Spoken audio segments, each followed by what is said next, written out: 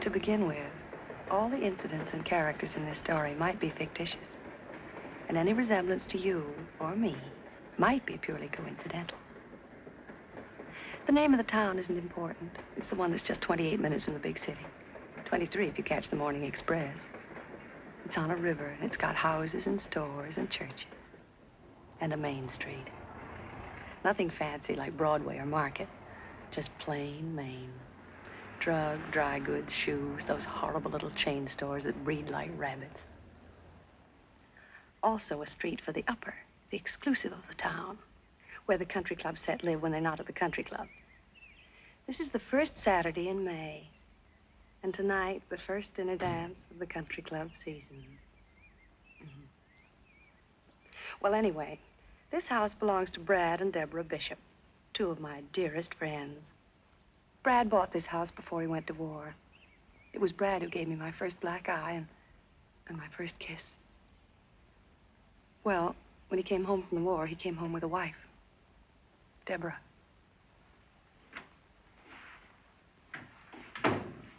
Tomasino said to tell you he found room for your briefcase in the bag. Good for Tomasino. Why'd you have him pack a bag? Because I know these Saturday conferences. They're like Saturday poker games. Don't plan on doing anything Sunday. Strange you're not letting me know when you plan to be away overnight. This is just in case, darling. There's no telling how late it'll be. And I like my own pajamas between me and the sheets in a Turkish bath. You'll phone this afternoon, though, either way, won't you? And leave word, even if I'm not here? Just where might you be when I call, if not here? First Saturday in May, remember? Settlement House picnic. That's right, the women's club thing. Like it? Anything to do with kids, you know that. What are you wearing tonight? I got the one you liked so much in Vogue. But if you're staying in town... What color? Black, like you said. Brad, I don't want to go without you. Darling, it's the first dinner dance of the season. If I only knew you were going to be there. I will be if I can, and if I can't, why should that throw you into a panic? What are you afraid of anyway, Deborah? Good morning, Tomasino. Good morning, Mr. Bishop. I'm not in a panic. Well, then. It's just that suddenly the thought of going to that dance tonight without you...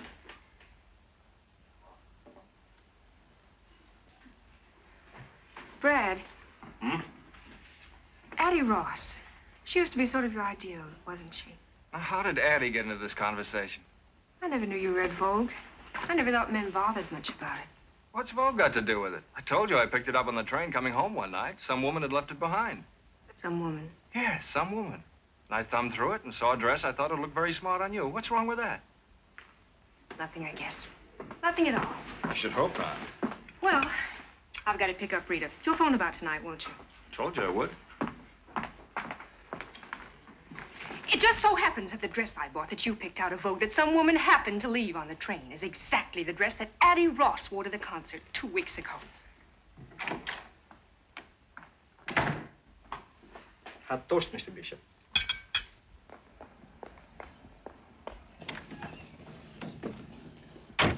She won't stay mad at him long. She's too much in love. Pretty soon she'll be full of self-reproach. Women are so silly. Now, this is that street where people on the way up and on the way down live alongside each other for a while. Rita and George Phipps are on their way up. That is, if Rita has her way. And that's the only way she'll have any part of, thank you.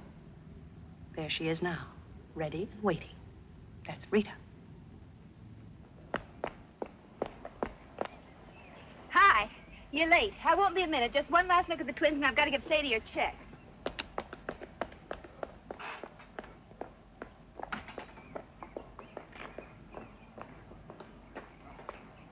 On behalf of the underprivileged children in this town, I'd like to thank you overprivileged ladies for sharing your excess privileges with us. There's something odd looking about you today, George. Just that usual two-headed schoolteacher look. You're all dressed up. Saturday, no school, and you're all dressed up. Just my little old blue serge. First Saturday of trout season, too. Brad says ever since you were big enough to lift a fish.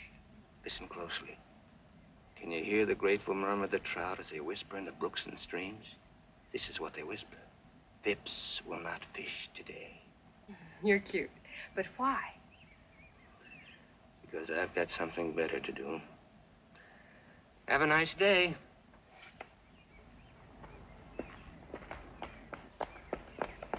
darling, we'll have to stop by the station. I've just got to get my copy off in the 842. Do you mind?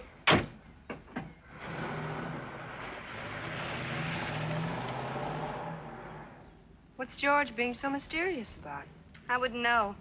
Seems we're not talking. Oh, I'm sorry. Oh, it's just one of those things. It'll be all right. Why? Was he acting strangely? Not exactly. It was only his not going fishing and being all dressed up. All dressed up? Why, so he is. His blue suit. On Saturday, of all things. And no fishing. The radio hasn't been fixed yet. Oh, and they're just going on the air. Oh, well, save myself listening to the murder of my little brainchild. Rita, why on earth do you do it? 5 of those radio programs every week up until dawn almost every night? Because each week I receive in return 100 pieces of what Addie Ross calls the most restful shade of green in the world. Unquote. Addie again. Why is it that sooner or later, no matter what we talk about, we wind up talking about Addie Ross? Maybe it's because if you girls didn't talk about me, you just wouldn't talk at all. That's right. I'm Addie. I'm the one they just can't help talking about. My very dearest friends, too. You know, I wonder if she knows how much we do talk about her, and what we say, and how we feel about her. I know. Believe me, I do. And it doesn't matter. It doesn't matter nearly as much as what all of you don't know. Yet.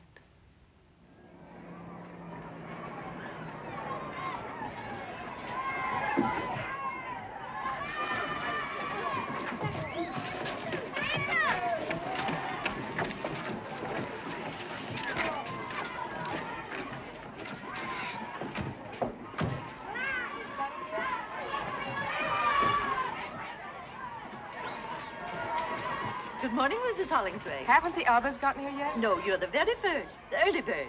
I've taken it upon myself to get the children aboard. Oh, good idea, Miss Hawkins. So that when the other ladies arrive, we'll be all ready to go. Fine. They'll only get here.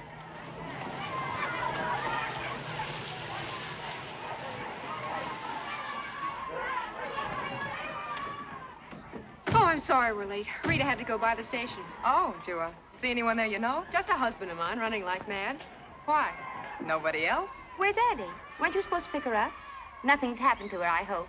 Addie Ross left town this morning. Left town? Well, what do you mean left town? She certainly could have told someone, or at least phoned. She's left for good. Well, For it must have been something sudden. Some emergency. What makes you so sure it's for good? How do you know? Well, the doorman told me she'd subleased her apartment last week, and yesterday she sold her car. So much for your sudden emergency. Well, if that isn't just like her, why do you suppose she had to keep it such a big secret? Who knows why Addie does or doesn't do anything?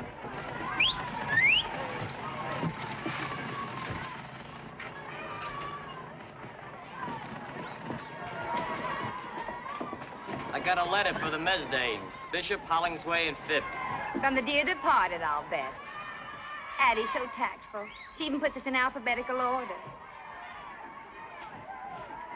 Open it up. No, let's wait. But what? Till we get back. Knowing Addie, I mean, why let her spoil our day? Not my day. Addie Ross never saw the day she could spoil my day. Did I put enough days into that? Dearest Debbie, Laura May, and Rita, as you know by now, you'll have to carry on without me from here. It isn't easy to leave a town like our town, to tear myself away from you 3 dear, dear friends who've meant so much to me. And so I consider myself extremely lucky to be able to take with me a sort of memento, something to remind me always of the town that was my home, and of my 3 very dearest friends, whom I want never to forget. And I won't. You see, girls, I've run off with one of your husbands, Addie. Well, if that's her idea of a joke, Who does it's she an think extremely she's poor kidding? taste, I If I ever must catch say. up with that character, I'll...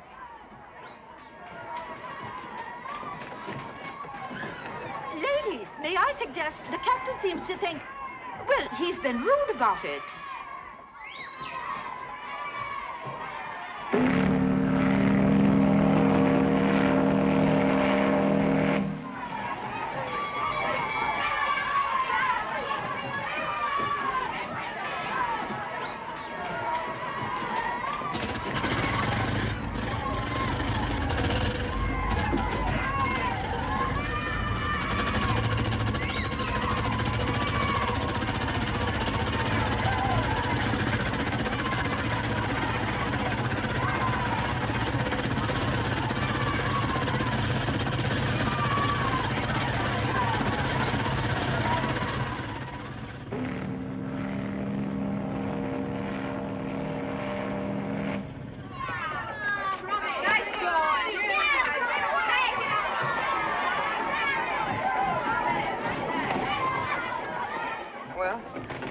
Looks like Addie has crowned one of us Queen of the May. I think it's laughable. Okay, laugh. Ha! Deborah didn't happen to mention why Brad had to go to the city, did she? He hasn't missed a Saturday on that golf course since they got the snow off the greens. All right, kids, get them while they're red hot.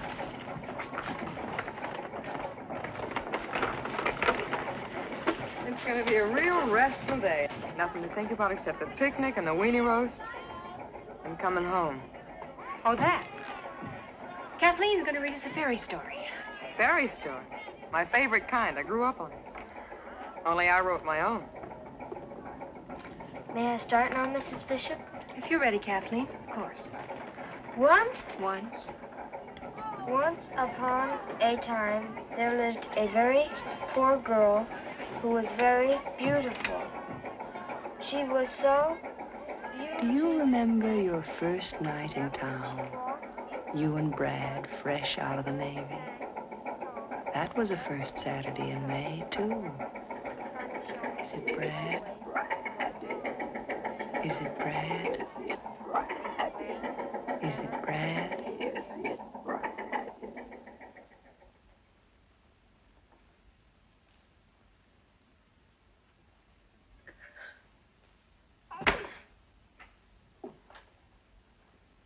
Here now, what's this? Conduct unbecoming an officer and a lady. I'm such an unholy mess. How? This. A little too kinky, maybe? She must have said it with cement. Here, try this. It'll take the kink out of a watch spring.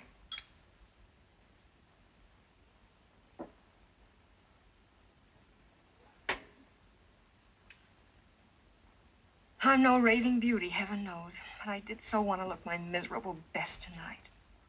The very first time we've gone out together, all dressed up like civilians. And you would be the one man in the world that looks even better out of uniform than in.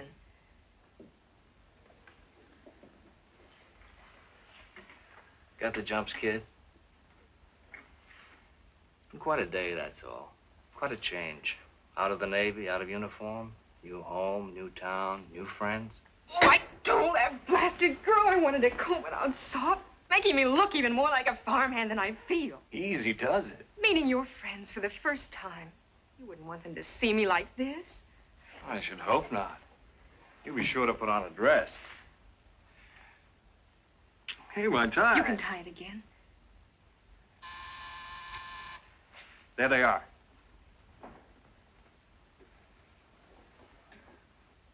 Brad, about my dress, you might not like it. If you're in it, I'll love it. It's my only one, and it's years old, remember? There wasn't time today to get a new one, and even years ago, it wasn't exactly the last word. That was the last word. Hurry up. Which ones are they? I want to have it right. Rita and George Phipps. We all grew up together. He teaches at the high school. They have twins, and she just got a job writing for the radio. Did you like her very much? When you grew up together, I mean? Rita and George were engaged at the age of 5 by swapping beetles. She was never my type. What is your type? Fat, squat little brunettes with mustaches. Get going. And take another whack at that hair.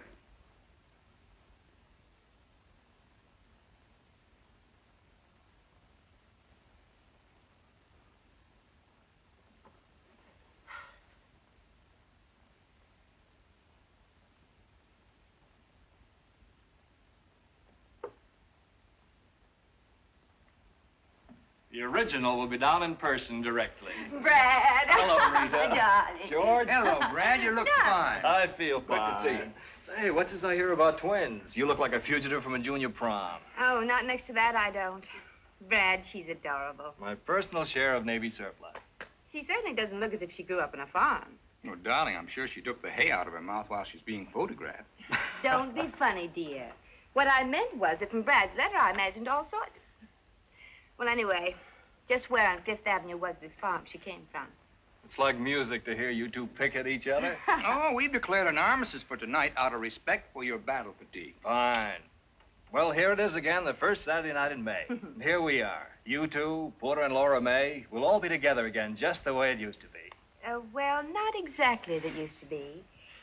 It seems there's been a change in one of the characters. Yeah, not exactly the same old Six. Tell me, how is Addie?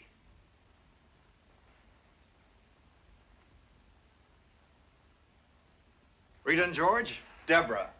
Debbie, Rita and George Pips. They were with me the day I swallowed my first worm, and I hope we'll be there when I swallow my last. That's the most disgusting introduction I ever heard. Hello, Deborah. Welcome. Thank you. How do you do, Deborah? How do you do?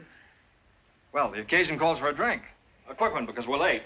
We've been admiring your photograph. Yes, it's a very flattering one. Maybe it's the uniform.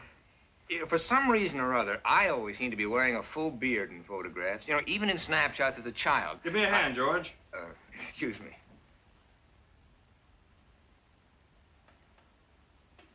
I don't think it's particularly flattering. It's nice of you to say so, but it is. Well, here's to Deb, and here's to us, and many happy returns of this day. I'll drink to that. Amen. Now, if I can remember my way to the club. Oh, before we go, I have to call the house and see if the sitters showed up. It's Sadie's night out. Oh, why not call from upstairs? I have to get my bag anyway. Good idea. Now, don't make a tribal ceremony out of it, girls. We're late now. George and I'll get the car and wait outside. Remember, we'll be waiting outside. Ready, George? Oh. Oh, they finally put a traffic light at that dip on Orchard Avenue. Yeah? The mayor cracked his upper plate there last Christmas. All the doors and windows are locked. Don't worry about them. What? Certainly not. They're old enough to do that by themselves. We'll be at the country club. Fine. Night. Something wrong? No. The bugle sounds. I think I've got a sick headache and can't go. Well, then there is something wrong. Me. I'm wrong. What do you mean? How? Every which way. Brad, for his friends. You and your husband. The others haven't met yet. The country club, the town. I'm scared. I'm so scared I'm sick.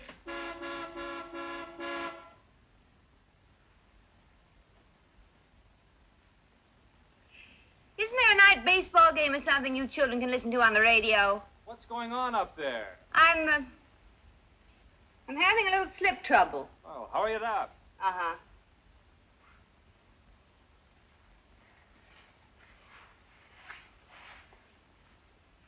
Looks like somebody had a lot of martinis. I did. What are you so scared of? It's worse than my first night in the waves. And I'd never been away from home before up to then. But we were all in the same spot. Everything was happening to all of us for the first time. And here you're the only new girl, is that it? Look, you're Brad's wife and our friend. We want you here and we've waited for you. Now, why shouldn't that make you feel safe and secure instead of being scared? Can't be safe and secure by just telling yourself to feel it. Unless maybe you've got twins and a job of your own and grown up with your husband and friends. Oh, I'm sorry. I didn't mean that. Blame it on the martinis. You know, counting ice water, we could squeeze 2 more out of this shaker. Oh, no. No. I've had more tonight than all the rest of my life put together. What was it like at home? Or should I mind my own business? Ever read in the picture magazines about Farmer so-and-so and his model farm, kitchen, and life? Well, it wasn't us or anybody we knew. Papa'd just get through paying for the thresher and time to start paying on the new separator. Till I was 13, a bus took me 3 miles that way to grammar school. Till I was 17, another bus took me 11 miles that way to high school. And after that, I stayed home. Till one day, I took a bus 58 miles that way to join the Navy and see the world. And meet Bradbury Bishop. And fall in love and marry Bradbury Bishop. Why not? Why not, I said to myself. I was quite a girl in the Navy, head of my class. Hooray for me. Pretty cute in that uniform. That uniform. It's the great leveler. You couldn't tell me from Vassar or Smith or Long Island. I was the girl in the picture on the piano. That isn't me. This is me. What do you people talk about? Years of growing up together, thousands of first names and private memories. How do I fit in? Running a house, making friends, filling the day. Mrs. Bradbury Bishop, what's she like? Fun to be with, smart as a whip, pretty too. No wonder Brad Bishop married her, the lucky stiff. Rita, look at me. Look at my mail-order dress that's 4 years old and awful even then. What am I going to do? As if that really matters. You must think we're an awful bunch of snobs. Aren't you underestimating us a little bit and Brad even more? You know, it's just possible he knew what he wanted and you had it. And if you had it, you've still got it. Oh, I should thank you for the kind words. I can't hear you. Sit up. I said thank you for the kind words. You're welcome. Now, about the dress. Haven't you anything else? Only uniforms. Oh. Well, stand up. The flowers must go. Flowers must go. Have you any scissors?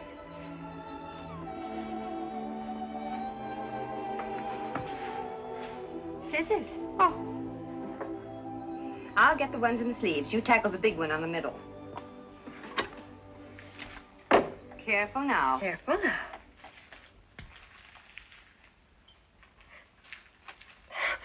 Now look what I did. Oh, you don't want to bear midriff, do you? Well, back goes the flower. Sit down. Have you got any safety pins? Bottom drawer. Oh.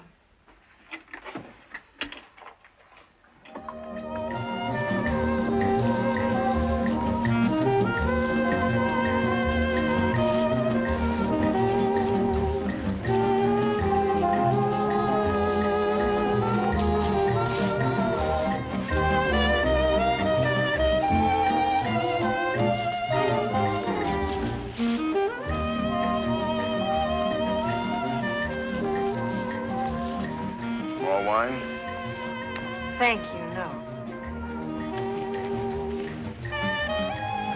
Not much at dancing makes me nervous. Does it? Whatever I do, I want to do well. Can't do a thing well, leave it alone, I always say. I think I will have a little more wine, thank you.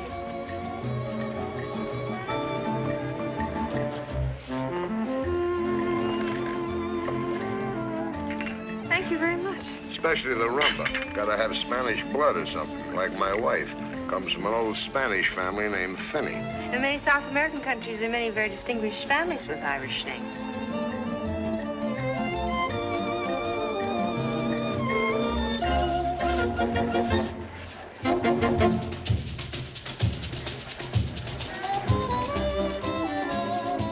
Laura May looks good with Brad, looks like class. But it's him, not her. Was she dancing with a tramp, she'd look like a tramp. Got no class of her own. I like class. You like class? Oh, very much. You hit the jackpot. Brad Bishop, class plus money. Yes, sir, the jackpot, and you hit it. Count them on the fingers of one hand in this town. Throw away some fingers, even. There's Brad, and who else? Yeah, there's Addie. Addie? Addie who? Ross. Addie Ross. Funny, people always figured Brad and Addie would... Brad and Addie what? The samba can be danced properly only on the side of a hill on ice. Alibi. He was afraid of getting wrinkles in his new suit. Oh, my first new party dress in years. Thanks to my dear wife and her millions of listeners, including the armed forces overseas. Shall we drink to them all? One by one. How about some coffee, Deborah? George, I think your new tuxedo has got class, George. We thank you. Funny thing for a wife to give her husband a tuxedo. Not even funnier thing for a husband to give his wife. Come on, Deborah, while the coffee's nice and You're hot. so funny, George. Still don't think a woman ought to buy clothes for a man. I think it's about time they start. Contrary to nature. Oh, tell us about nature, Porter. It's a man's world, yeah. See something you want, go after it and get it. That's nature. It's why we're made strong and women weak. Strong conquer, provide for the weak. That's what a man's for. Teach our kids more of that to be more men. And more war. Leave my kids out. But those standards don't apply to me, Porter, because in this man's world, I'm not a man. I'm a school teacher. The dance is over. I knew we'd get around to that. All right, school teachers ought to get paid more. And what happens if they're not? How does a school teacher provide for the weak? How does he pay the rent? With the plays and poems of Shakespeare? Have you been shooting off your big mouth again? You just shut up till it's time to dance again. And let me tell you about nature making men strong. Einstein couldn't kick a football across this dance floor, but he changed the shape of the universe. Now, take it easy, everybody. This is getting a little out of hand. You never know what he'll come up with when he starts knocking on that brandy bottle. You shut up. You just shut up. Isn't this fun, Deborah? We're old pals, you know, buddies. Just one big happy family.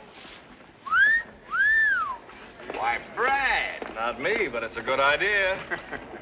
With the compliments of Mrs. Addie Ross. Oh, Porter, you were saying something about her and Brad. Addie! John, where is Mrs. Ross? I don't believe she's arrived yet, Mr. Bishop. That's Addie for you. Always the right thing at the right time. Thoughtful and generous. Generous to a fault. To a fault. That's Addie. Who is Mr. Ross? Mr. Ross took a powder about 5 years ago. No such thing. She gave him the heave-ho. He went out for a paper one night and never came back. Porter says Addie Ross has got class. And he knows class, like I know navigation. You stick to your guns, Porter. It shows a healthy instinct. You may call it class, but what Addie has is taste. I can buy taste. Addie's got class. Taste and discrimination. Women usually get them out of magazines, but they're part of Addie's natural equipment. Also fog lights, white sidewalls, and a heater. Isn't it fun, Deborah, when the boys all agree on Addie Ross and George Washington, nobody else? You girls put your noses back in the joint. I want to propose a toast. First half of the glass to Deborah. Welcome home, darling. Amen, baby. And the rest to our absentee hostess, Addie. Perfect.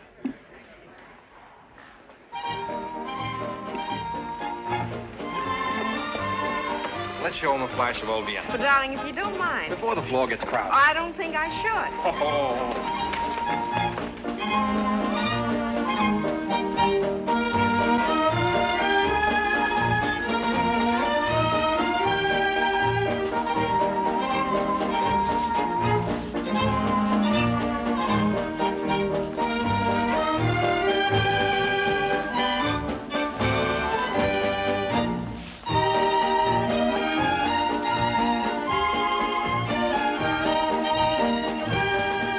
Let's get into this, George. Something tells me this is going to be quite a waltz. Brad. Having fun? Brad, listen. Hold on, baby.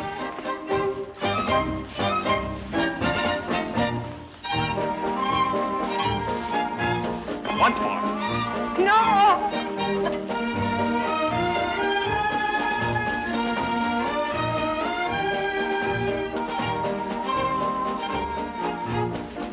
Deborah, what on earth have you done to yourself? Brad, let me handle this. Pardon my fingers.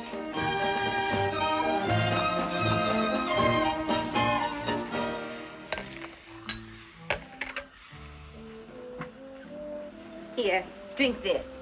What is it? A new inner tube. There you are. I think that'll be all right.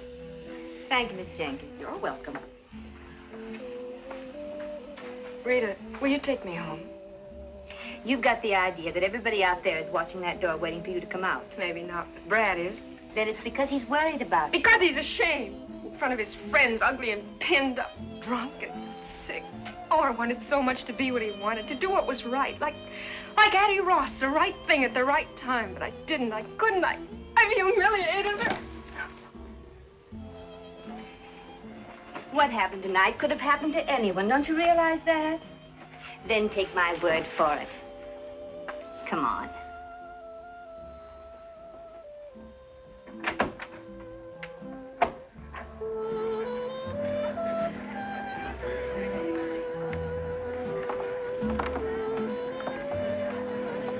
But there's Brad. Well. I see Addie got here after all. Is it Brad? Is it Brad? Is it Brad? Is it Brad? Is it Brad? Is it Brad?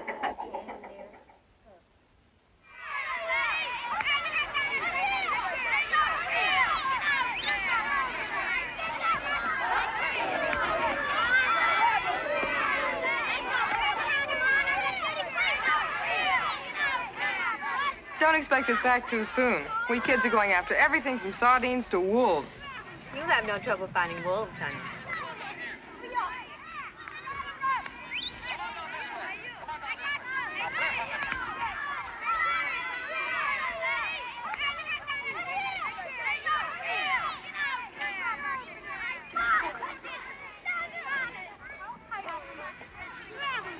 Almost lunchtime? I've called a recess. When your own fingers begin to look like frankfurters, it's time for a slight rest. I suppose it's occurred to you that Laura May's kept herself as busy as a bird dog ever since we got here. The very thought of a hike wears me out. Maybe she just doesn't want to sit still. If you sit still, you can't help thinking, can you? Depends on what you think about. Well, for instance, why your husband should suddenly decide to go to the city on a Saturday morning. You mean Brad? No, I meant Porter. He was at the station this morning. Nearly knocked me down when I was mailing my copy. Funny Laura May doesn't seem to know about it. Why should you think I meant Brad? Maybe because it might keep you from wondering why George dressed up on Saturday with no school. You're being a little too touchy about a perfectly inoffensive remark, it seems to me. Oh, let's stop this sudden bickering. We're beginning to behave like some movie about a woman's prison. Not a bad comparison at that. Cigarette? Thanks.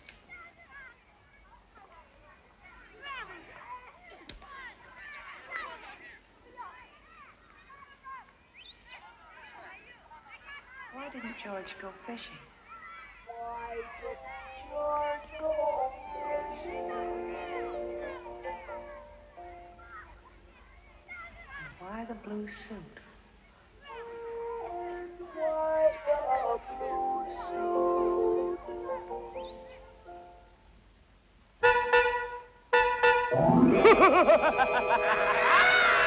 He's crazy! Buy your car from Crazy Eddie. Pay when you get good and ready. Nothing down, drive as you pay. Buy your car the Crazy Eddie way. Sadie, doesn't that noise drive you insane? Restful, ain't it? There, that's better. Well, the twins are fed and ready to be put away. Now, if George would only show up, how many canopies are you making? 2 dozen, and the way I figure it, 6 healthy people ought to be able to eat 200 or 300. They're just appetizers, Sadie. And let's get a couple of things straight. First, when you announced dinner... I know, I'm not supposed to say soup's on. How did I tell you? I forgot. Dinner is served. Dinner is served. And you're not to say it as though the food were poisoned. All this fancy schmancy because 2 people from the city are going to eat here. Mrs. Manley's a very important person. She has charge of a great many radio programs, including the one I write. You know what I like about your program. Even when I'm running the vacuum, I can understand it. Thank you so much. Now, the second thing. Does the new uniform fit? It's kind of corny. Wear it. Only one thing, the cap is out. Makes me look like a lamb chop with pants on. Oh, Sadie. The cap is out. Sadie, please, just this once. Okay. Oh. Hello? Oh, hello, Mrs. Manley. No, not at all. I was just rereading the script for Monday. Oh. What's that, Mrs. Manley? Yes, it's a good connection. About the script. Oh. Well, I'll just have to make the revisions tonight, that's all. What? Oh, no, Mrs. Manley, you've just got to come. I've looked forward so to your meeting George in line with that matter we discussed. You remember, Mrs. Manley? Yes, that's right. He'll be just perfect for it, you'll see. No, don't worry about that. I always work best late at night anyway. Yes. 7:30, that'll be fine. And you can tell me about the changes when you get here. Fine. Goodbye, Mrs. Manley. There's George. Changes. When am I supposed to sleep? What's Mr. Phipps gonna be so perfect for on the radio? Nothing. And you keep quiet about it. I will. Only he won't. Good evening, one and all. Hello, George. Yeah, how now? Why the look of doom? Oh. Did you forget to baste the ducks? Look, I don't teach you about teaching. Don't you teach me about ducks. Oh, Sadie's been an angel. Looks like I'll be up most of the night making revisions. Mrs. Manley just called. But you're giving a dinner party for her tonight. Well, she suggested calling it off, but I wouldn't hear of it. Why can't Mrs. Manley, just for once, tell the sponsor to call off his wife's revisions? You don't tell a sponsor things like that about his wife. George, you just don't understand. No, I suppose not. Well, it may not make your bad news any better, but I got good news. Have you, darling? Oh, George, 10 of 7, we've got to get dressed. Don't you want to hear my good news? Of course I do, darling. Did you get the liquor and cigarettes? Right here. Oh, now, you take the cigarette boxes while I put the liquor away. Why does everything have to be full when guests arrive? Full cigarette boxes, candy dishes, fresh cakes of soap. Aren't we supposed to eat, smoke, or wash when we're alone? Where's the scotch? I didn't buy any. Why not? Too expensive. Bourbon's a better drink anyway. But the Manleys are a cinch to want scotch. People in show business, you know what I mean. Those kind always drink scotch. Well, I know what you mean, but I wish you wouldn't say it in radio English. That kind, not those kind. There are men who say those kind who earn $100,000 a year. There are men who say stick 'em up who earn more. I don't expect to do either. Nor are you expected to pay for the scotch. You're quite right. Funny how it slips my mind that in certain respects, I'm only the titular head of this house. Oh, don't be silly, darling. I thought it very amusing to begin with. Very modern and enlightened. My tuxedo, for instance. The same tuxedo that for some strange reason you want me to wear tonight.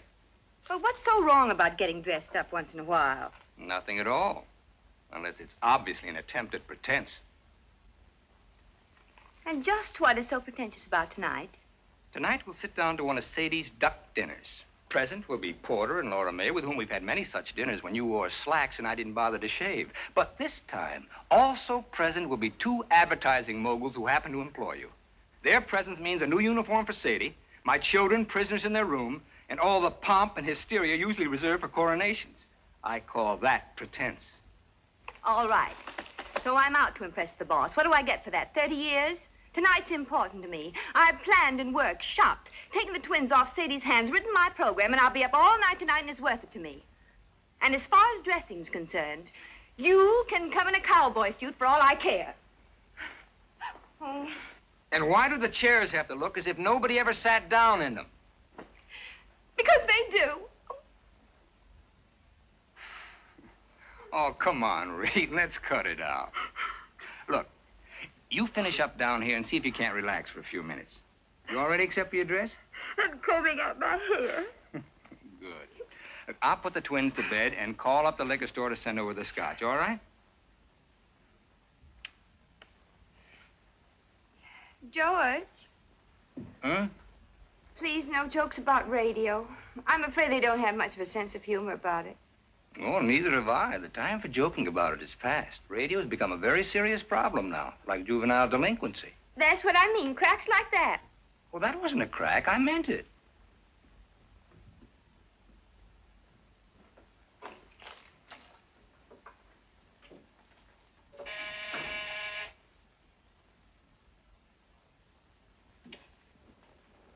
George! George! Sadie, don't open the door. It might be the guests. It can't be. It's only 7. But if it is, they mustn't see you like that. If they're that early, they deserve what they get. Well, wait a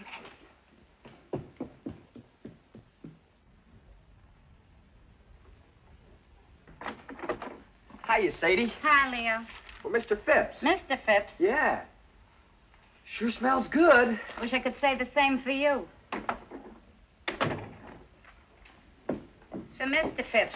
Looks like a present. A present? A present? What's up? Wasn't sure I heard you call. It's for you. For me?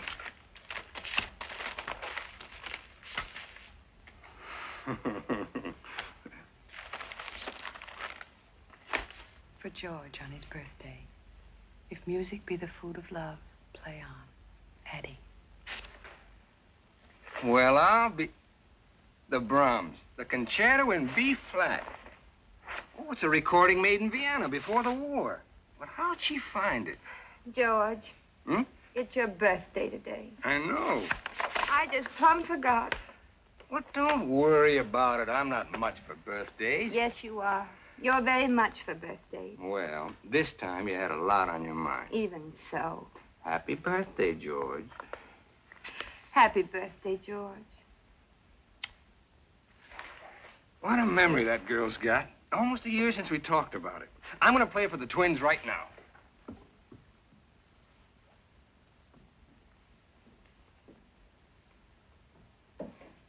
Sadie. What? You didn't by any chance make a layer cake for dessert tonight instead, did you? You know we got Cherry's Jubilee. You read it to me out of a book. That's what I thought.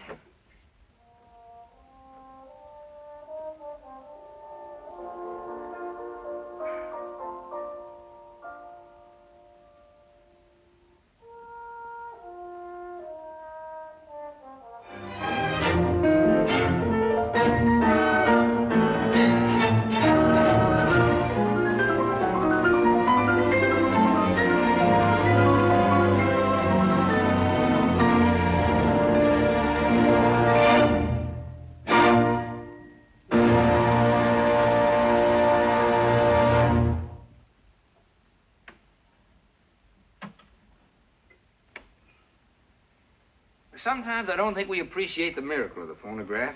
The privilege of having men of genius perform for us at our command. What kind of a set is that? Oh, it's no particular make, Mrs. Manley. One of my students put that together for me.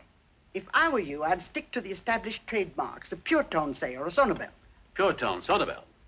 I thought that sounded all right. Didn't you, Porter? Mine plays 24 records, different sizes. Mix them up any way you like. Radio gets china, clear as a bell, also television. Except there's no television to get. We're too far away. Only television set in town. Like playing tennis without a ball. What do you want me to do about it? Build you a personal broadcasting station? You don't need a station. Just yell a little louder. Mrs. Manley, are you sure I can't get you a drink? A cocktail maybe, or scotch? Never touch it. Alcohol, that is, in any form. Oh. Mr. Manley? He doesn't either. Well, coming from show business, you might say, I always imagine those kind took a nip now and then. Wouldn't be keeping faith with our clients. Most respected trademarks in the American home. Well, I think I'll have one more. Porter?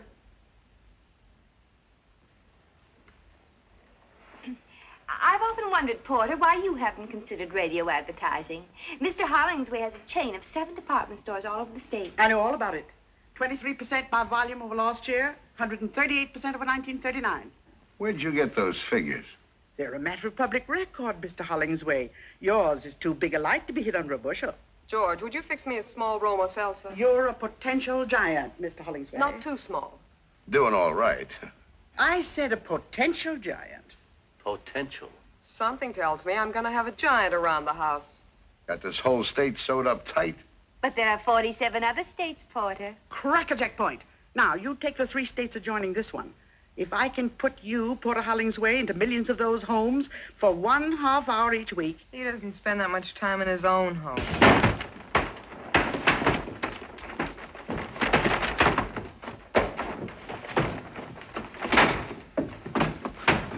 Excuse me. I told you the screen was a crummy idea. Soup's on. Thank you, Sadie. Mrs. Manley? All right.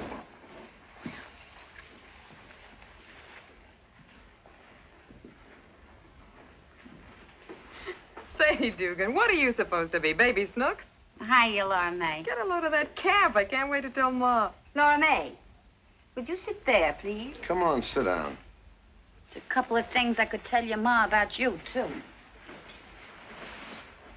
This quaint situation belongs in a true-to-life drama. Are you two related?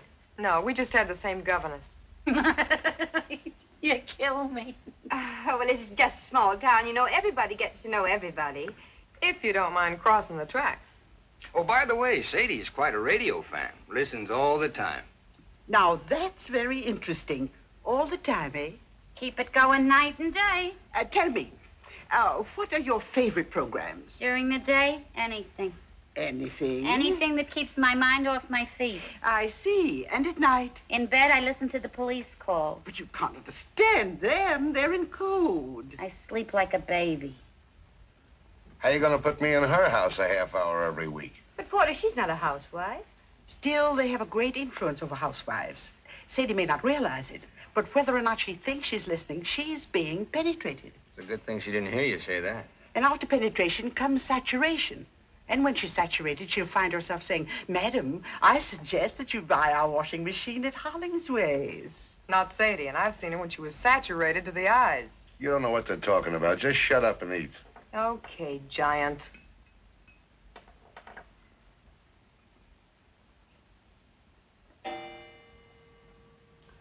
It's 8:30. I caught Miss Brenda. Excuse me, please. Where is she? Radio. Confessions of Brenda Brown. One of ours. Wait a minute. Here, you better let me do that for you. I've got to tell Sadie to hold the ducks. Sorry to eat and run like this. So sorry. I won't say it doesn't matter because it does. Euclid Street, Wilkes-Barre, Pennsylvania. She writes, "What a thrill it was to hear my little girl say, Mother, it's such fun to have you read to us now that you use baby breath. so be sure you don't offend. Be double sure with baby breath." Oh, we missed most of the commercial. Shucks, and that's the best part, too. Just thought I'd eat the soup while it's hot. George, how'd that happen? Baby Breath brings you the confessions of Brenda Brown. Who was the mysterious Central American with the gay smile and the black pearl ring? Promised a scoop by her gruff city editor, Brenda Brown, girl reporter for the Star, has accepted the senor's invitation to dine and dance at a swank penthouse rendezvous. It was most kind of Senorita to dine and dance with me tonight. It was kind of you to ask me, Signor Montevideo. Please, call me Armando. If you like, Armando. Gracias. That's Spanish for thank you. Gracias. Lord Bruce, I'm proud and flattered. What small-town American girl would not be at a proposal of marriage from a gentleman as distinguished as you? But I must decline with thanks. You decline? I don't understand. We have Lady Bruce to consider. Invalid though she is, and though you've been married in name only for many years, she is your wife in sickness as she was in health, and must not be cast aside. I see. Besides, I am a registered nurse. It is my chosen profession, my duty, and much as my personal feelings from time to time. You and I, my dear Lord Bruce, must remain just another case. Another case in the notebook of Linda Gray, registered nurse.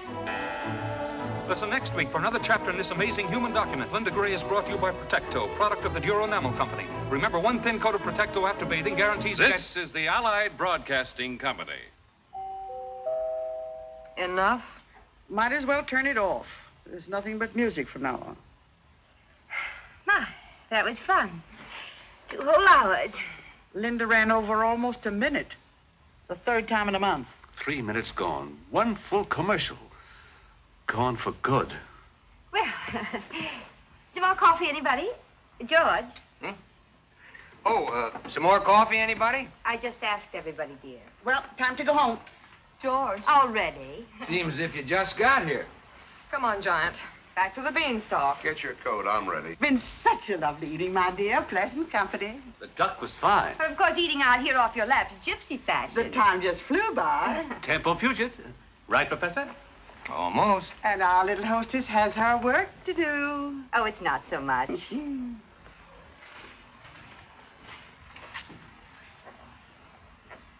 Perhaps we can drive out and have lunch with you one day soon, Mr. Hollingsway. And maybe at one of the other stores. Oh, we'll make our appointment well in advance and at your convenience. You're gonna be a giant. Relax and enjoy it. I hope you listen conscientiously, my dear, particularly to Linda Gray. You can learn a great deal about writing. Yes, they are well written, aren't they? Why, they're perfection. Didn't you think so, Mr. Phipps? Well, I beg your pardon. I wasn't listening. We'll see how much of an expert you are. Which of the programs did you think was the best? They all sounded pretty much alike to me. I thought you were a student of good writing. Oh, he is. He's given courses in the university. Well, then, which was the best? Mrs. Manley, I wish you wouldn't ask me that. Why not? Because it's a question I don't want to answer. Oh, go ahead, dear. I'm sure your opinion is a very valuable one. If you're sure you want me to. Well, not if you feel you shouldn't. Stating it as kindly as I can, Mrs. Manley, none of that bilge has the remotest connection with good writing. Do you realize that Linda Gray has been written for 8 years, no summer layoff, by Myrtle Tippett? Who? You can't be much of an authority, Mr. Phipps, if you don't know Myrtle Tippett. Linda Gray has made her an immortal, and she's only 32. Well, Keats, Shelley, and Marlowe beat her by a couple of years anyway. They were immortal before they were 30. Classroom stuff. Radio writing is the literature of today, the literature of the masses. And heaven help the masses. But it just serves a different purpose, that's all. The purpose of radio writing, as far as I can see, is to prove to the masses that a deodorant can bring happiness, a mouthwash guarantee success, and a laxative attract romance. Well, take it easy, George. Let him alone. He'll run longer than Linda Gray. Don't think, says the radio, and we'll pay you for it. Can't spell cat? Too bad. But a yacht and $1 million to the gentleman for being in our audience tonight. Worry, says the radio. Will your best friends not tell you? Will you lose your teeth? Will your cigarettes give you cancer? Will your body function after you're 35? If you don't use our product, you lose your husband, your job, and die. Use our product and we'll make you rich. We'll make you famous. That's just about enough, George. Don't let it upset you, my dear. Don't you feel badly? Bad, not badly. You feel badly this way. I have more confidence than ever in your understanding of domestic problems. Look, I got my coat on and I catch cold easy. Easily, not easy. We're leaving now, Mr. Hollingsway. Good night again, my dear. Good night. And of course you understand that under the circumstances, your little project is quite impossible. Of course. Good night, Mr. Phipps. Good night. Good night, Rita. Good So night, long, Father. George. Good night, kids. Good night, lovely. What little project of yours turned out to be quite impossible.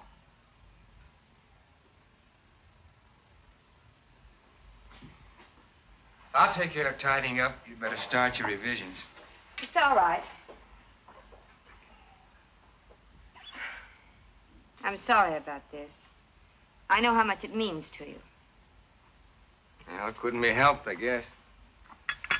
Oh, George, it would have been so simple to say something non-committal. Not for 3 hours, it isn't. I held back all night. Anyway, she doesn't blame you for it. Didn't she tell you not to feel badly? I wasn't thinking of myself. Well, then what can she do to me? Report me as being un-American? Radio's like a religion to those people. When you attack it, you attack their faith.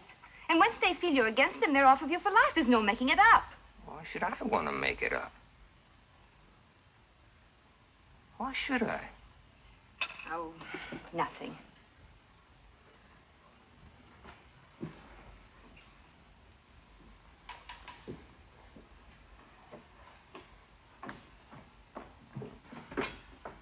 You know, this is getting to be like a good mystery story where you think you got the murder picked out and it turns out to be somebody else. For just a minute, I had your little project tied up with Porter. But now the clues seem to point to me. In some weird, unimaginable way, I was to prove irresistible to Mrs. Manley tonight. I was to impress her and win her favor. Isn't that so? But why? To what purpose? Well, if you must know, their editor is leaving, and I thought you'd be perfect for the job. It pays $175 a week to start.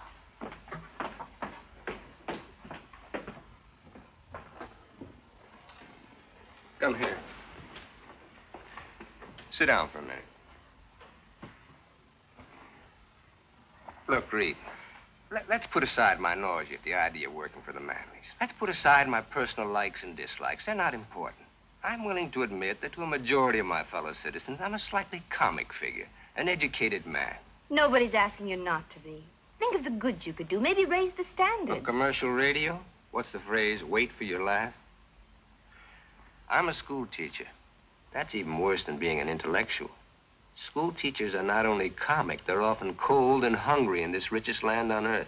And thousands are quitting every year to take jobs that pay them a decent living. That is unhappily true. Then why not you? Because I can't think of myself doing anything else. What would happen, do you think, if we all quit? Who'd teach the kids? Who'd open their minds and hearts to the real glories of the human spirit, past and present? Who'd help them along to the future? Radio sponsors? Comic strips? At that, I've been luckier than most. Even without what you earn, I've managed to keep our heads above water. It's quite a strain over a period of time with the water lapping at your chin. And that's where you've been a great help. You've made it a lot easier for both of us. I'll admit it has upset my male ego from time to time. And your overdeveloped sense of taste and discrimination, which is apparently equaled only by that of Addie Ross. Let's try to keep Addie out of this one. I am fed up with taste and discrimination. You're not making sense. I'm fed up with your nobility and wisdom and superiority, and your contempt for me and everything I try to do. You're talking nonsense. Everything I say is nonsense. It's all this work. You're overtired. You do too much. Well, you suggest I stop doing this moronic radio trash with which I pay most of your bills? Now, calm down. And where do I go back to? Washing, scrubbing, ironing, and a life of taste and discrimination? I'm fed up with Addie Ross. What's it all about, really? If music be the food of love, play on. Give me excess of it, that surfeiting the appetite may sicken and so die. From Twelfth Night by Mr. Shakespeare, which Addie and I played in high school. I thought it was a very clever note. And there was more to it than a childhood memory. Yes, there was, but we won't go into that right now. We're going to get a few things straightened out once and for all. Sit down. Yes, Professor. Sit down. 7 years ago, I made the most perfect marriage ever devised by man, heaven, or radio. My wife was an independent, understanding woman. We thought the same thing about everything, from baseball to Brahms. In those 7 years, I was never contemptuous of you. I was proud. But when that drooling pap began to change you, when your independence turned to fear, when I watched you snivel and grovel around those 2 walking commercials, I didn't like it. And I don't like it. I don't want to be married to Linda Gray, Brenda Brown, or even Myrtle Tippett. I want my own wife back.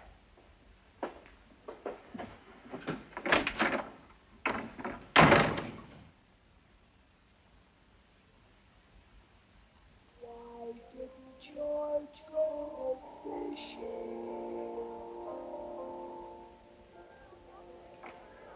And why the pursuit?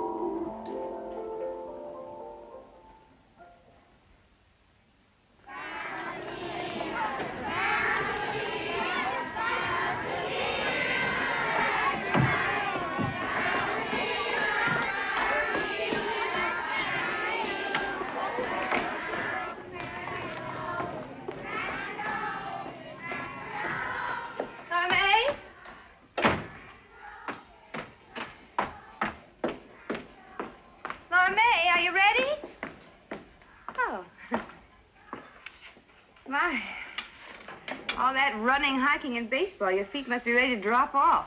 I've covered more ground in Porter's store from the notions counter, just back and forth to the water cooler. How's it feel, Laura May? Porter spreading out on a national scale, going to be a big merchant prince. How's it supposed to feel? No more small towns for Porter. He'll be after the big cities now.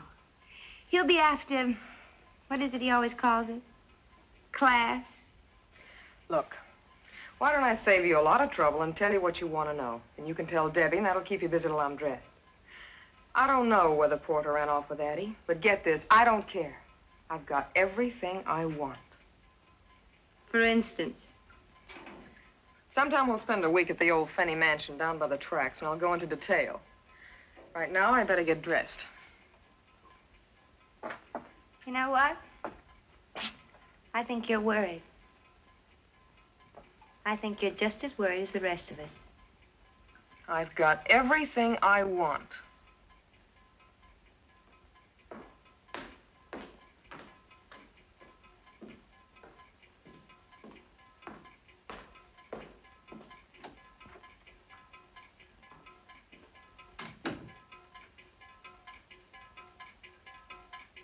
Maybe you haven't got everything you wanted after all.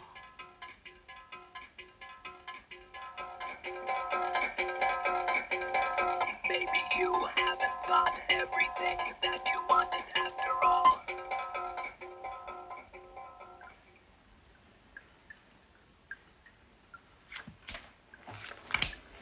Your bet. How much you got in front of you? About $11,000. That's my bet. Okay. What do you got? Ace high. You're next. Jack. 9. You win. Beer? Yeah, if you're all out of champagne.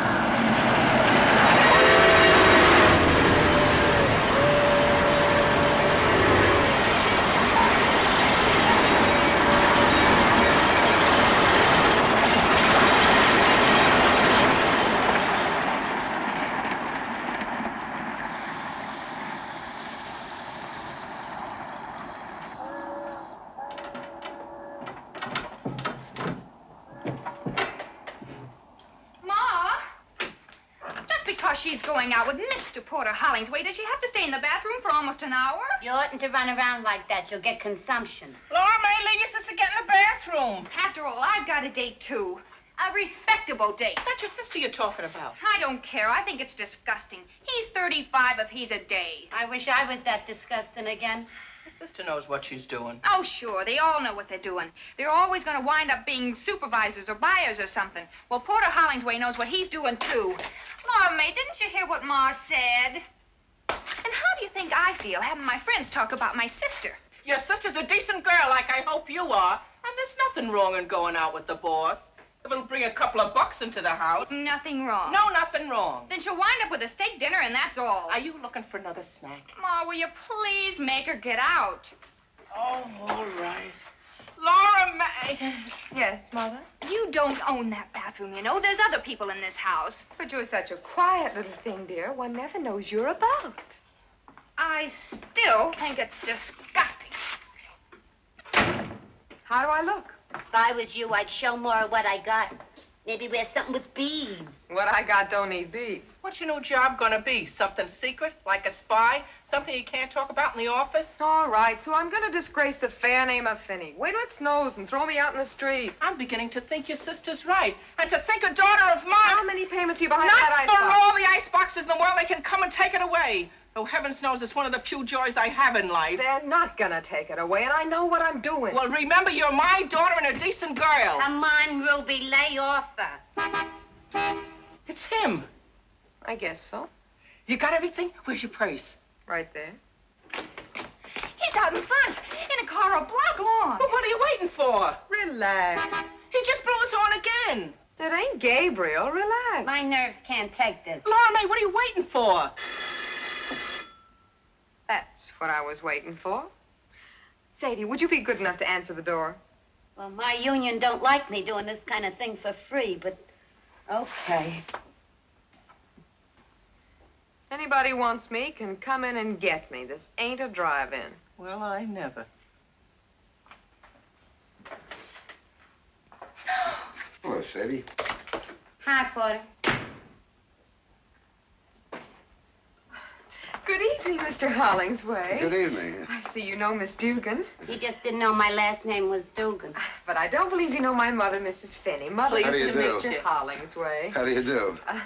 Won't you sit down? Well, the table's reserved for 7:30. It's after that now. Yes, you are late, aren't you? I won't be a minute. Just get my bag. Your bag is... It's a cold night out, ain't it? Not bad.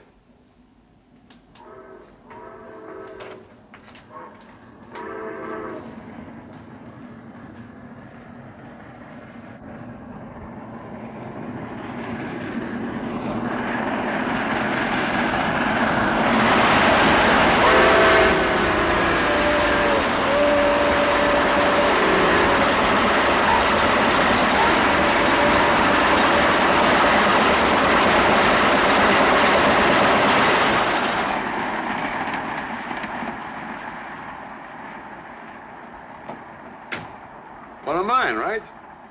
Uh-huh. Giant size with a super freeze box, right? Uh-huh. How long you had it? How long they been on the market? A couple of years. Yeah, that was one of the first. Uh-huh.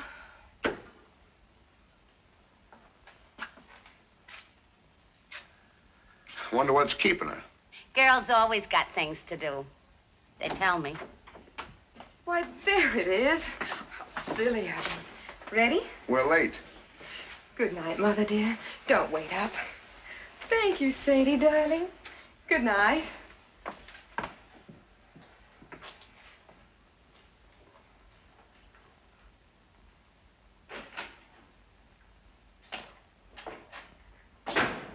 Thank you, Sadie, darling. Good night, Mother dear. And don't wait up. If a daughter of mine ever really talked like that, I'd cut her tongue out.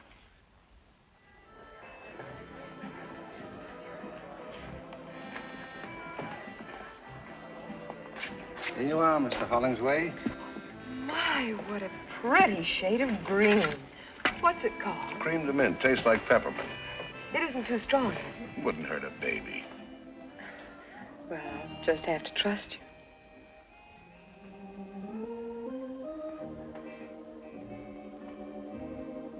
It's good. Oh, my. When I think of all the wonderful things that you know about that I've never even heard of. Got a few years head start. Now, don't you go making yourself out an old man, Mr. Hollingsway. Let's make it porter. Why, the way I look at it, a man isn't really grown up till, say, 35 at the least. Yeah. This is a very nice place. I've heard about it, though, of course, I've never been. I come here all the time. With other young ladies you want to talk to about new duties at the store? Let's not talk business. I thought that's what this dinner was for, Mr. Hollingsway. We'll get around to it. Poor man. I suppose you never get a chance to relax. People always after you for things. What do you do with yourself after working hours, say, nights? I have my family and my friends, of course. Boyfriends? Isn't that getting a little personal? Oh, a girl like you, I'll bet there's plenty. Who's out in front? I don't happen to be one of those girls that talks about her private life, Mr. Hollingsway. And what I do in my private life is my own personal business and nobody else's. How about another drink? Oh, no, really, Why, I don't it's think Porter Hollingsway. Don't get up. Hello, George. Are you here alone? Well, Rita, of course. Funny, we called your house, but you just left. Addie's with us. Addie. It was a last-minute idea. We figured you'd probably have a previous engagement. Whose idea? Addie's? As a matter of fact, now let me think. May I have a cigarette, please? Huh? Oh, here you are. Oh, thank you. Thank you, Mr. Phipps. George Phipps. This is Miss Finney. How do you do? Hello, Miss Finney. Been here long? We just got here. Well, didn't you see Rita and Addie go by? They were a few steps ahead of me. Just now? Well, I'm sure they saw you, but you probably weren't looking their way. Not that I blame you. Say hello on your way out, why don't you, hmm? Yeah. Love to. You have such nice friends. He's a school teacher. He hasn't got a dime. Oh. You were saying something about another drink. It's getting stuffy in here. I want some air.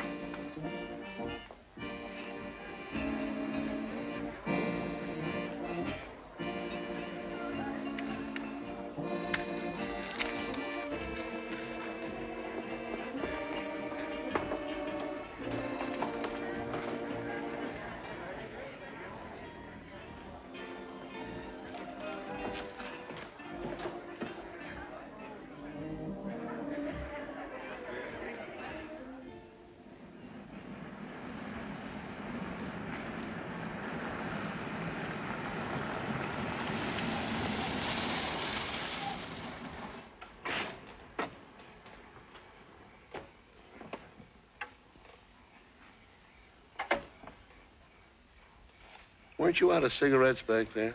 Didn't you ask George for one? Did I? You're smart. Thanks. Plenty smart. We gonna talk about business now? Let's look at the view for a while. Miss Lipke is leaving next week. Yeah, And if Miss Goldberg moves up, you'll need a new assistant supervisor. like flies around honey. You and your boyfriend. Thought we settled that. I want to talk about it some more. What makes you so interested in my boyfriend? What do you think? Which is the ashtray?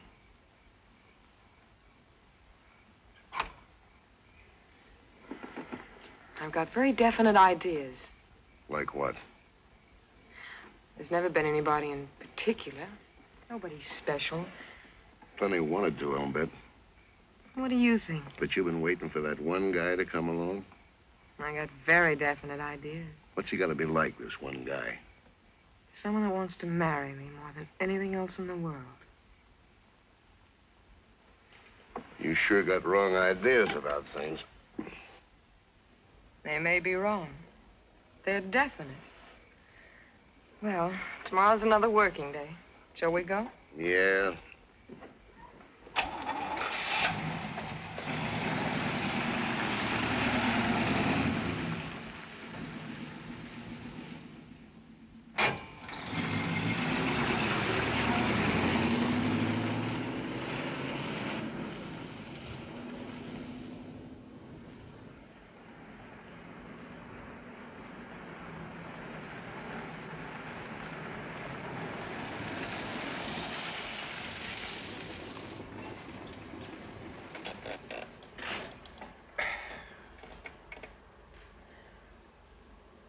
Well, home again. I want to thank you for a lovely evening, Mr. Hollingsway. That's all right.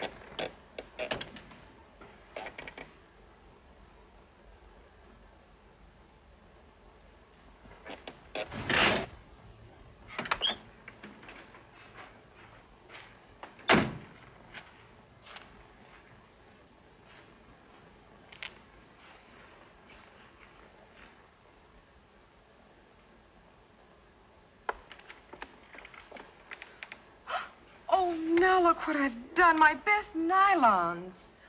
Too bad. Oh, I must have caught on a nail or something at the restaurant. I hope you don't mind my bringing it up, but could you remember about Miss Lipke leaving and Miss Goldberg moving up? What about tomorrow night? If you'd like. I'd like. 7:30.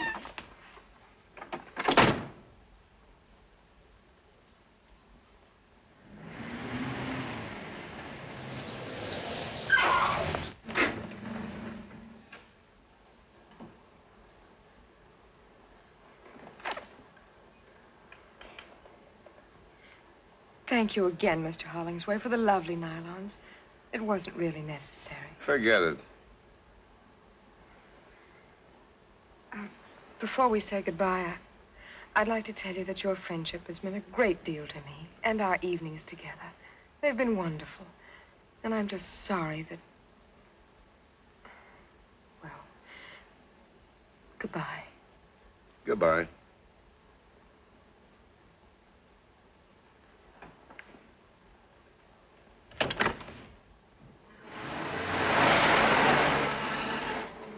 Oh, Mr. Hollingsway! Oh, I'm terribly sorry. How stupid of me. After all my graceful speeches, I forgot my nylons. They're in the back. I know.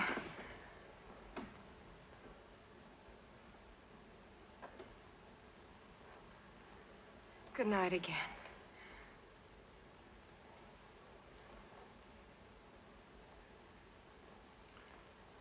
And goodbye, Porter.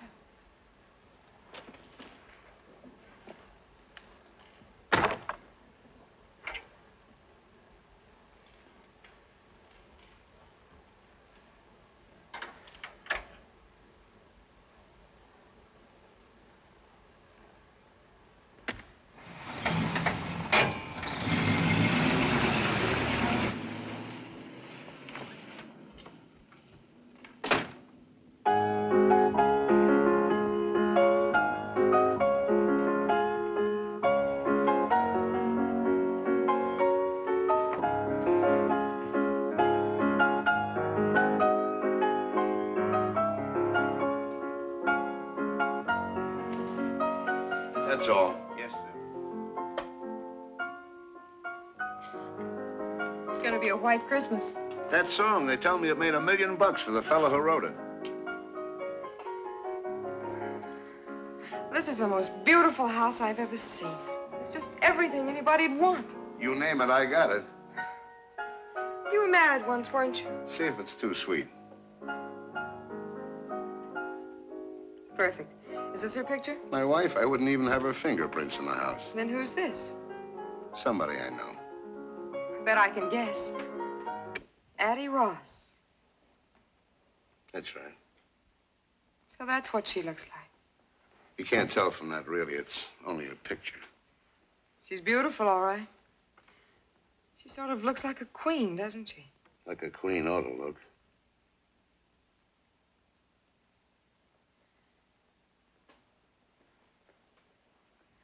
I imagine you must be very good friends.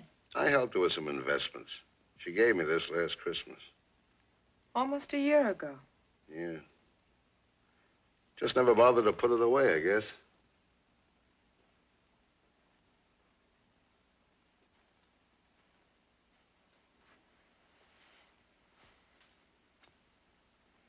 Porter, You know how I feel about you. how?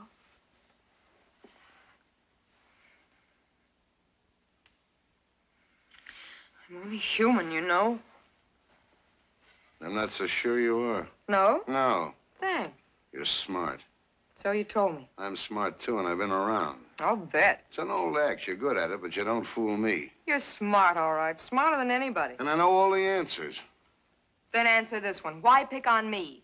I've been watching your work, Miss Finney, and I think you're ready for advancement. Let's have dinner and talk it over. There's a brand new act for you. It's got a beard a mile long. I didn't ask you out. You asked me. And why me? The woods are full of girls. Not like you.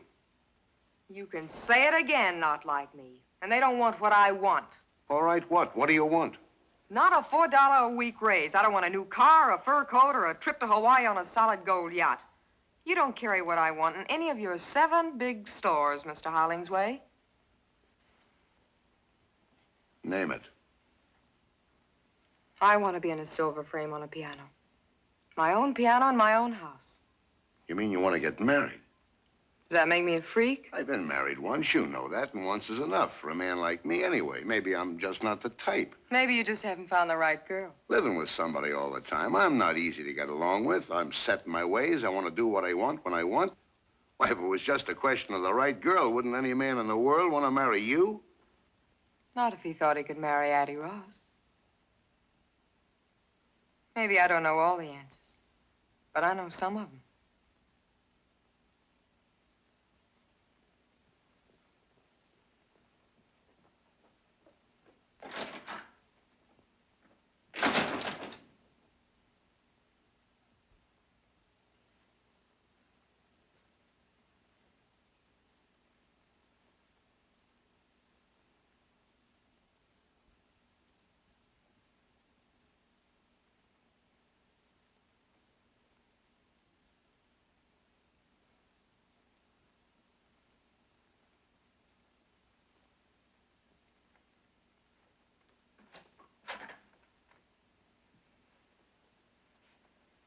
It's late. I better be getting home. Okay, if I call you a cab? Beats walking in the snow.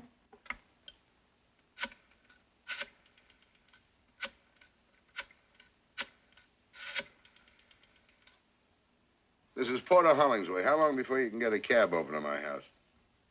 Okay, hustle it along. And say, put the charge on my account. Yeah. Be just a minute. Sounds like you keep the cabs pretty busy with this kind of thing. The reason I keep an account is because I do a lot of business with them, store business. Well, don't get mad. You just keep needling me. I'd insist upon paying for that cab myself, but I'm in no spot to be proud. From tomorrow on, I count the pennies. What's tomorrow? The day I start looking for a new job. I'm not gonna fire you. I'm gonna quit. What do you want to do that for? That's a silly question, coming from a man who knows all the answers. None of the others quit. Why should I? Is that it? Don't let it worry you, Porter. Maybe it's just a new twist in the same old act.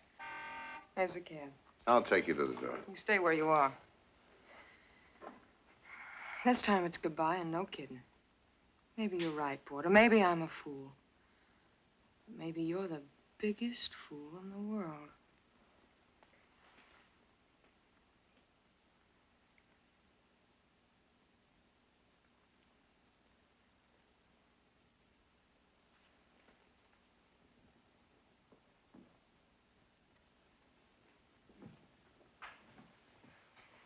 Laura May.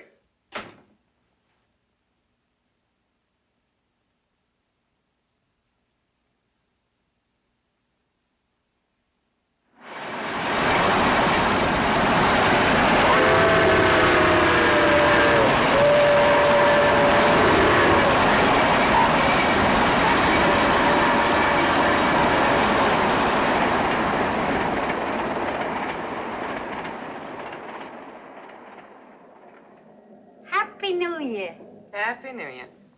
Will you stand still? Oh, this dress ain't my type at all.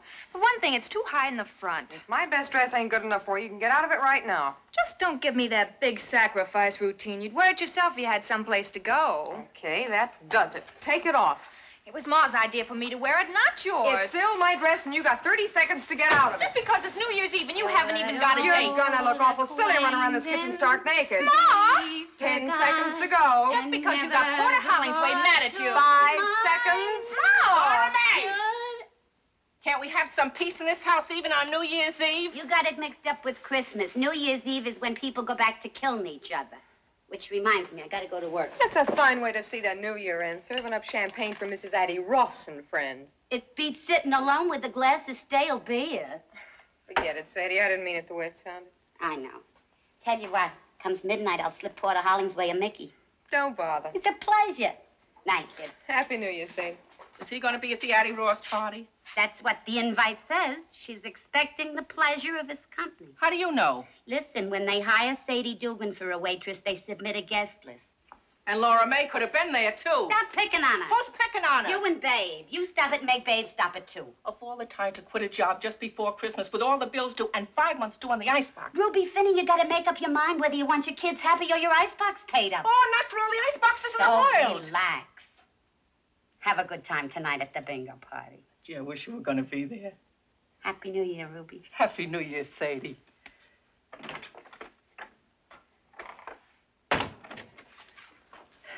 You sure you don't want to come play bingo with me? Thanks, Ma. I'll be home before midnight. Oh, you don't have to on my account. I'm going to bed early. Well, I better go get dressed.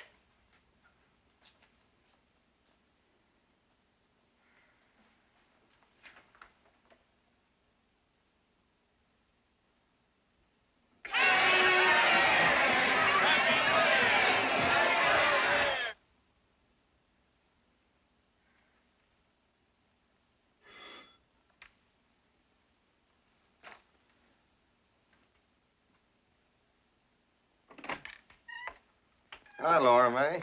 Hi, Nick. Babe ready yet? Unless she's beat her brains out with a powder puff. Sit down. Give me a cigarette, huh? Sure. Hey, how come you ain't dressed up for New Year's Eve? I am. I'm going to a fancy dress ball. Yeah? As what? A queen. A queen? A queen in a silver frame. I don't get it. I'll go see what's keeping Babe.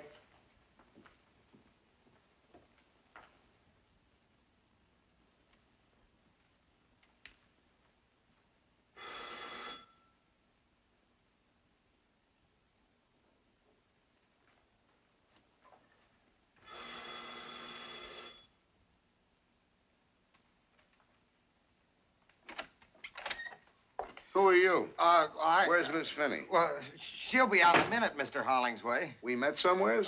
Not exactly, Mr. Hollingsway. I work in your shipping room. You waiting for Miss Finney? Yes, sir. What's your name? Nick, Nicholas Butler. We're just good friends, kind of, Miss Finney and me. But I worked in your shipping room 3 years, Mr. Hollingsway. Baboon face. This is my sister, Babe. My real name's Georgiana. Oh, what do you say, Babe?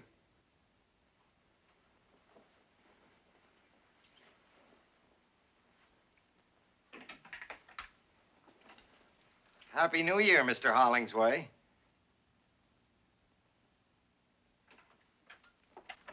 I thought Baboon Face was waiting for you. He used to. I gave him to Babe. He goes with a dress. Have you got another dress? Why? I want to take you to a party. Addie Ross's party? Yeah.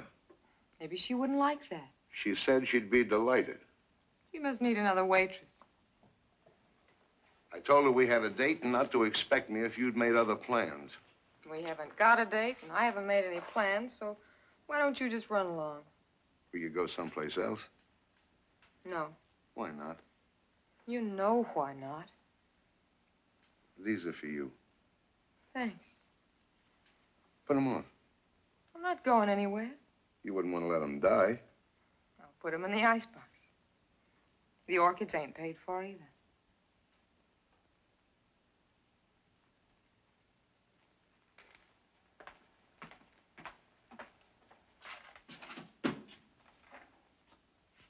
Laura May, I can't take it anymore. I thought we decided to leave it alone. It's worse not seeing you, knowing you're here. Maybe I ought to leave town. Wondering about you, who you're with, who you're looking at, who you're kissing, who... Easy now. I can't sleep nights thinking about you. So what? What do I do about it? Start the same thing all over again and wind up the same way? And what about the way I feel, my sleep? But then I'm not even human, am I? I'm just a great big act. You know what you're doing to me. And you know all the answers. I can't take it anymore. Oh, what's the use, Porter? Tell Addie Ross it's a cook's night out, and I had to stay home with the icebox.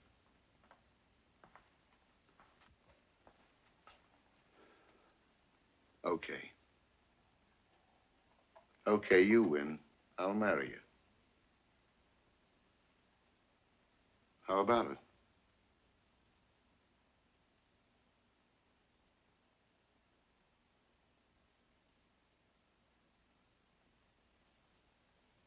Thanks.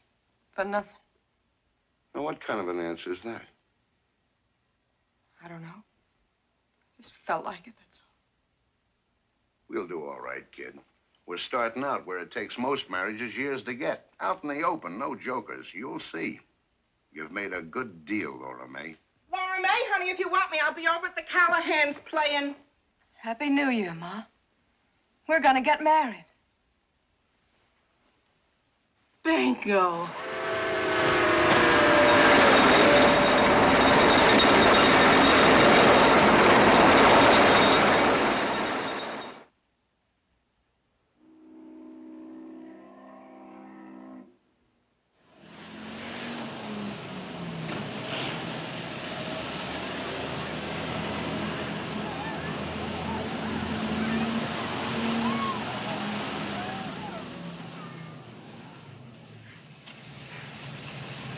Well, see you tonight at the club.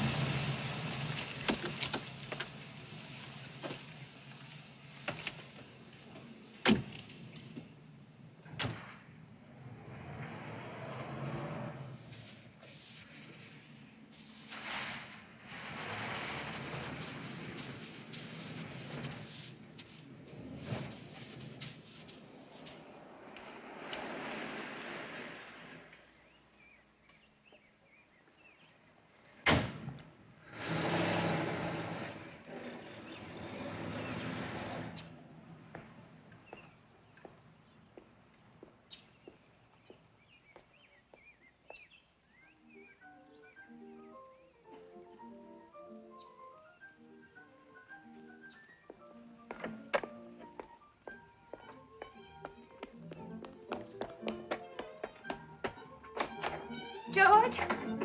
Hello there. George. George, darling.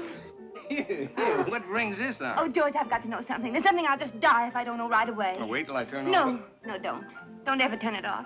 That wonderful music. Have you been drinking? Tell me right away this minute, George. Tell me the truth. About what? Why didn't you go fishing today? On the phone. And you never dress up when there's no school. Why the blue suit today? Well, now, there's a little story connected with that. Mrs. Phipps, you want it on the telephone. It's her. Who? Who's this? The one with the husband. Mrs. Manley. Oh, tell her I'm not in. She called you twice this afternoon. Not if you don't want me to. Talk to her. Hello? Hello, Mrs. Manley. Yes, so I hear. I wasn't home. Turn it up. I see. Now, look, Mrs. Manley. That woman doesn't change the cheese her husband manufactures. Why should she change what I write? No, I'm sorry. I said I'm sorry. I will not work tonight. Because, Mrs. Manley, my husband doesn't like me to work on weekends. Yes, he's right here. But he's not twisting my arm. I made up my mind all by myself. No, you'll have the copy Monday. Goodbye, Mrs. Manley. Peace, it's wonderful. Answer my questions. Well, that night, the night of the big wind, I came home with the news. You were preoccupied, so after a couple of tries, I decided to skip it. It was just that the High School Dramatic Society decided to do 12th night and asked me to direct it. The first rehearsal was today, and I thought my blue suit was more appropriate than a pair of wading boots. And Addie knew about it. Which accounts for if music be the food of love, play on. And on and on.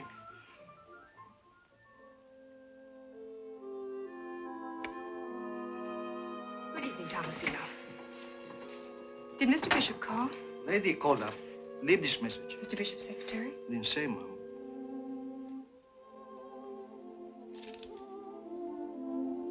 Mr. Bishop called to say he is very sorry. He will not be home tonight.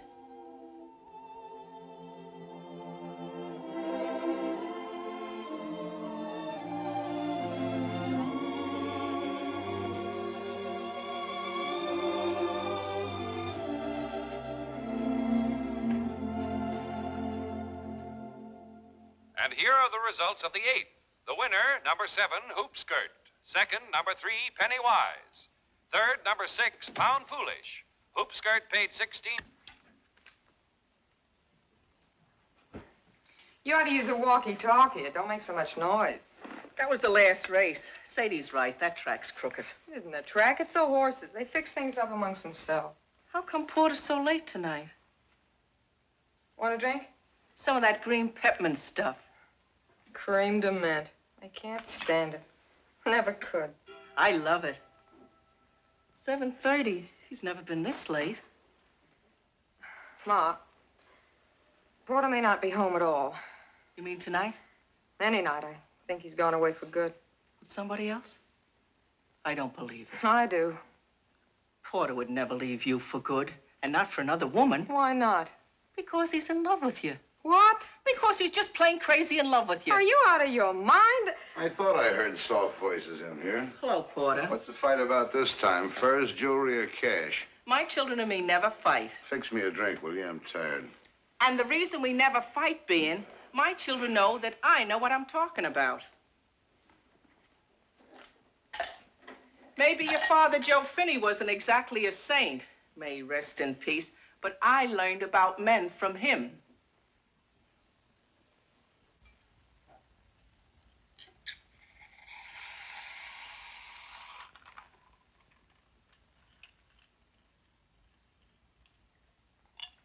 Too much soda.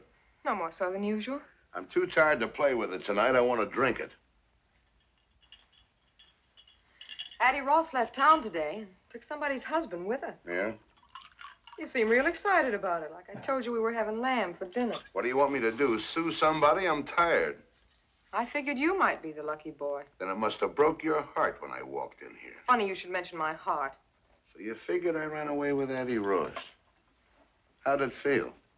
You don't have to tell me. I can tell you. You ought to go on information, please. So what? I got mine. That's what you thought to yourself.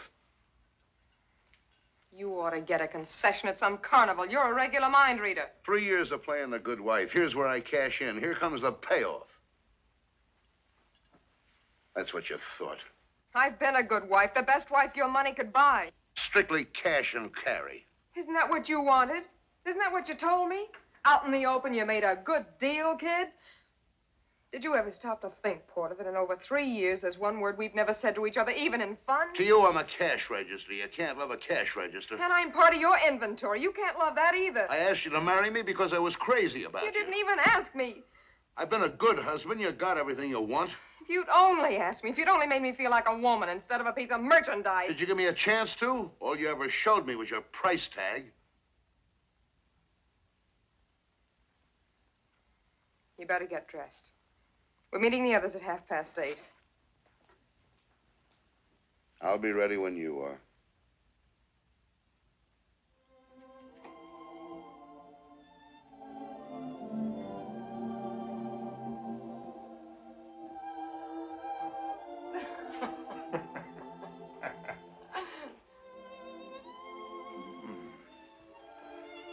She walks in beauty like the night. Hello, George. Of cloudless climes and starry skies.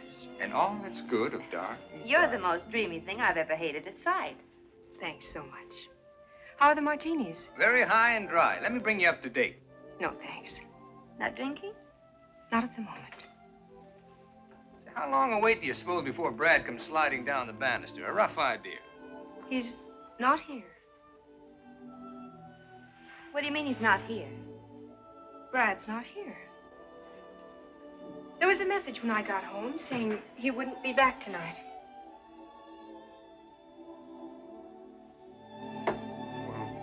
Perhaps you'd rather not go without him. Why not? Well, Then how about having just one with us before we leave? Thanks. I feel fine just as I am. oh, a tiny one for medicinal purposes against the night air, huh? She doesn't want one, George. Well, then, shall we?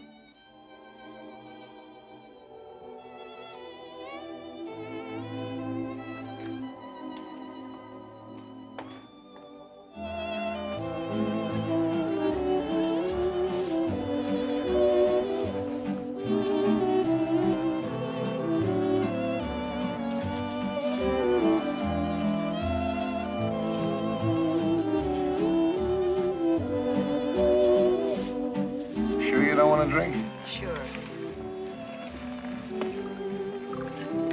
You know who that guy is? A bookie. All the barbershops and saloons in town dancing with my wife. He came over and asked very politely. She'd dance with anybody. She waited to see if you had any objections. I wouldn't object if a chimpanzee asked her. Then you've got no right to complain. Oh, I've got no complaints. I'm Happy Joe from Kokomo. Greatest little wife in the world. Fine home, fine friends. Everybody loves Oh, me. why don't you stop acting like a spoiled baby? Everybody loves Porter. I'm fed up listening to your wah, wah, wah. You're always talking about being such a man. You don't even act grown up. What are you getting sore about? You're so stupid. Oh, wait a minute. Have you any idea how much Laura May's in love with you? No, how much? So much she's afraid to tell you. Afraid you'd laugh at her. Me laugh? She couldn't say it with a straight face. Laura May in love with me, it's all she can do to wait it out. Wait it out. Yeah, like an annuity till it matures, like a slot machine that pays off. That's what she's waiting for. A chance to call it off, to collect. The end of the line. Fares, please. Don't tell me about love and Laura May. Oh, George.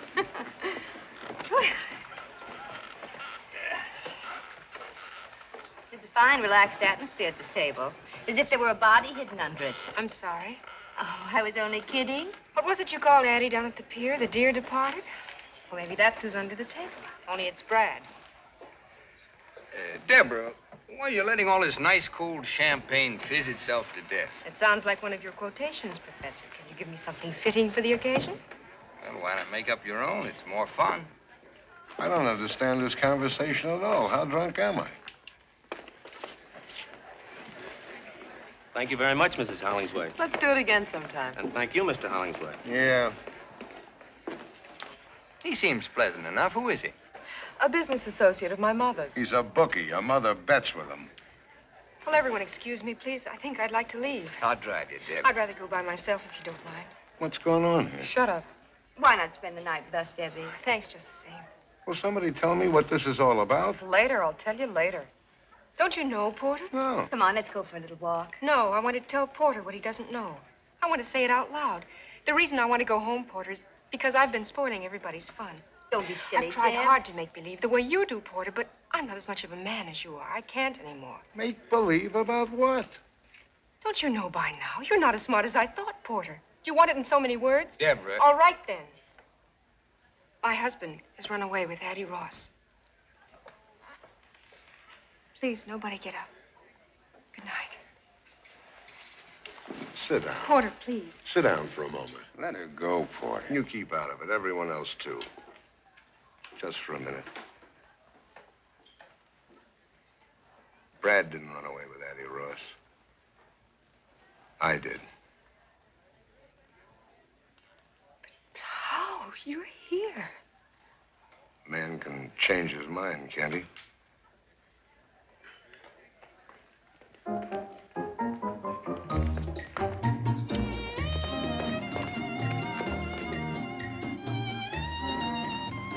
Porter, you're quite a guy.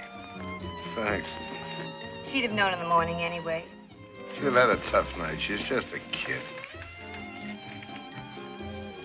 Dance with me, George. Rita, do you mind just another minute? Okay, you got it. They all heard me say I ran away with another woman. You've got everything you need. You can take me for everything you'll ever want. Like always, Porter, when you start knocking on that brandy bottle, you'll come up with anything. I guess I stopped listening. Because if you said something, I just didn't hear it.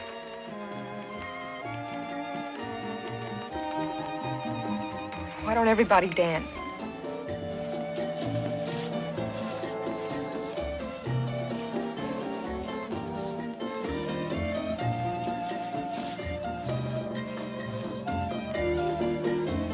Laura May. You big gorilla. Let's dance.